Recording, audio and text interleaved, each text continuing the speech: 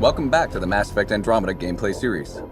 In this video, we will take a look at profiles, favorites, and your squad. As you level up in Mass Effect Andromeda, you'll gain access to dozens of skills and over 300 skill upgrades. You're free to pick any skill without being limited to a class, which allows you to create a pathfinder that is totally suited to how you want to play. As we discovered last time, there are three main types of skills in the game: combat, tech, and biotics. As you unlock skills over the course of the game, you'll also start gaining access to profiles. There are 7 types. Let's take a look at 2 of them, the Adept and the Explorer. The Adept profile is perfect for players who want to specialize in biotics. As you choose more biotic skills, the Adept profile will give you bonuses to suit your playstyle. And as you can see, choosing Adept gives bonuses to duration and damage of your biotics. The more you invest in those skills, the higher level profiles you can unlock. Or maybe you want to be more versatile, choosing some combat mixed with biotic and tech skills. This will unlock the Explorer profile, giving you perks and buffs that enhance all your abilities.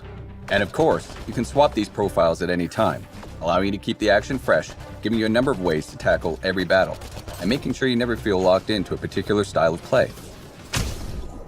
This brings us to favorites. Favorites are a quick way to map 3 skills and a single profile to one slot. Anytime during combat, you can switch between one of these 4 slots, giving you access to up to 12 of your favorite skills during the course of a single fight. Here's an example. In this battle, I've equipped a favorites loadout designed for long-range combat, utilizing cloak and a sniper rifle to suppress oncoming enemies. The sniper alone isn't enough, so I'll deploy an assault turret and toss some grenades before switching to my second favorites loadout. It's designed for close quarters combat. Loading these new abilities puts them in a cooldown by default, so I'll have to make do with my shotgun until they're ready. The Fiend is too powerful and I'm not in any position to take it out immediately, but my new favorites are ready. I'll make my getaway using Biotic Charge and then maneuver around this group of enemies. This favorites loadout is particularly combo friendly, so I'll engage by comboing Cryo Beam and Lance for an explosive result, then clean up with my shotgun.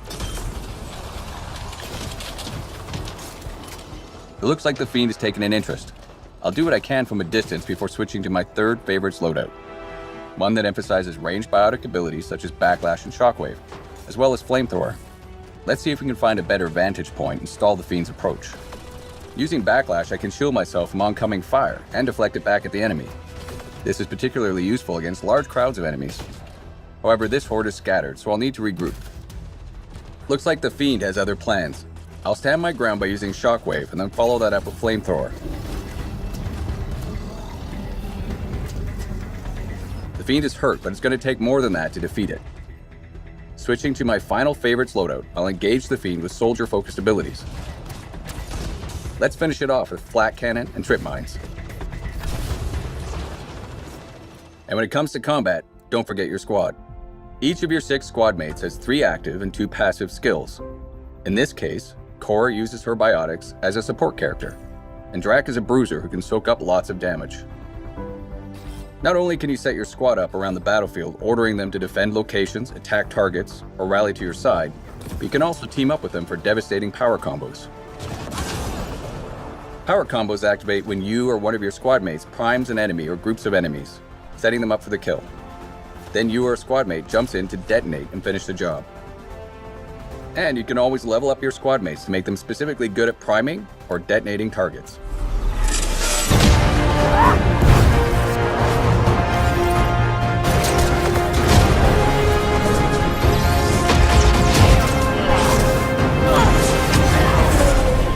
Welcome to the Mass Effect Andromeda gameplay series. In Mass Effect Andromeda, you are the Pathfinder, the ultimate adventurer in a vast, unexplored galaxy on a mission to find a new home for humanity. Can you make it somewhere tropical? Nice, warm ocean, summer year-round? Our first video will take a look at weapons and skills. Andromeda's action is built around fluid, fast-paced, third-person combat. Our combat offers amazing freedom of movement with the use of a jump jet that allows you to jump, evade, and even hover while you're fighting. You'll also notice a new dynamic cover system that allows you to seamlessly use almost anything, including your own vehicle, for cover. All this freedom allows you to approach the battle in a way that suits your gameplay style. Let's take a closer look at our weapons. In Mass Effect Andromeda, there are 4 categories of guns: pistols, shotguns, and sniper and assault rifles. plus a range of melee weapons for up-close combat. All guns are available to every player. There are no class restrictions, so if you decide you want to try something new, it's as easy as switching your loadout. Guns and gear in Andromeda fall into 3 technology types based on where the tech comes from. Milky Way weapons typically use physical projectile ammunition that's similar to the types of weapons you might be familiar with from our original games, with some advancements, of course. These are high-impact projectile-based guns. They're great against most non-shielded targets, but require you to keep an eye on your ammo. Remnant weapons typically use beams, have a high rate of fire, and are extremely accurate. They use the overheat system and don't rely on ammo, so you'll never run out of ammo, but you'll have to wait for your gun to cool down from time to time. Helios weapons are technology from civilizations that live in the Helios cluster of Andromeda. They are generally plasma-based, which means they are slower speed, but benefit from heat-seeking technology. While some are charge-based, the longer you charge them before releasing, the harder they hit. Melee weapons vary in both damage and speed. Hard-hitting hammers do maximum damage, while lightning-fast shivs or swords allow you to get in and out of harm's way with maximum speed and precision. In addition to weapons, you can also develop skills and abilities. Like the weapons, there are no restrictions on what skills you can choose, and each of the 3 main categories is designed to facilitate a certain style of play. Combat skills are great if you want to focus on weapons, gear, and making your character the ultimate soldier. These skills focus on improving weapon damage and accuracy, as well as giving you the ability to use flat cannons, grenades, trip mines, and more. Tech skills allow you to equip your Pathfinder with more experimental weaponry, or focus on strategic improvements for you and your squad. Cryo Beam and Flamethrower give you more offensive punch, while skills like Invasion or Energy Drain weaken your opponents and make them easier to take down. Want a little extra help? Deploy your own assault turret. Last but not least, biotics. By controlling dark energy, your Pathfinder can harness the power of mass and gravity. Biotic skills like pull and throw allow you to literally control the battlefield, using your enemies as a shield or even a weapon. Abilities like Annihilation Shield or Singularity can disrupt and damage anything or anyone caught up in their powerful grip. Each skill can be upgraded to become increasingly more devastating and effective. Each also has choices to make when upgrading, offering you more ways to customize your playstyle. Now that we have the basics down, let's put this into action. In this case, our Pathfinder is equipped with a sniper rifle and a shotgun, and they've got their 3 powers selected. You'll notice that different enemies each behave in unique ways. Some will keep their distance and try to snipe us. Others will charge right in and try to flush us out of cover. Sticky Grenades is an advanced version of the Omni Grenade combat skill. They're effective against just about anything, but they have a limited supply. Enemies each have different strengths and weaknesses.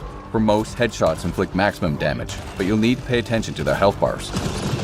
Yellow means they've got armor and won't be as susceptible to certain weapons and powers. Blue means they're shielded, and in addition to being more resistant to biotics, you'll generally need to deal with those shields before their health goes down. And just like you, their shields will recharge if you don't finish them off quickly. Tactical Cloak is a tech skill that allows you to evade enemy detection and inflict increased damage when attacking from cloak. And finally, Overload, another tech skill that's great for taking out enemy shields and synthetic enemies. By holding it before releasing, you can even chain it to multiple enemies. And this is just one of the hundreds of combinations of weapons and skills you can try in Andromeda. Stay tuned for future installments where we'll show you our profiles to give you an added boost in combat, favorites which allow you immediate access to your sets of powers so you can change up on the fly, and squad skills and commands. Take cover!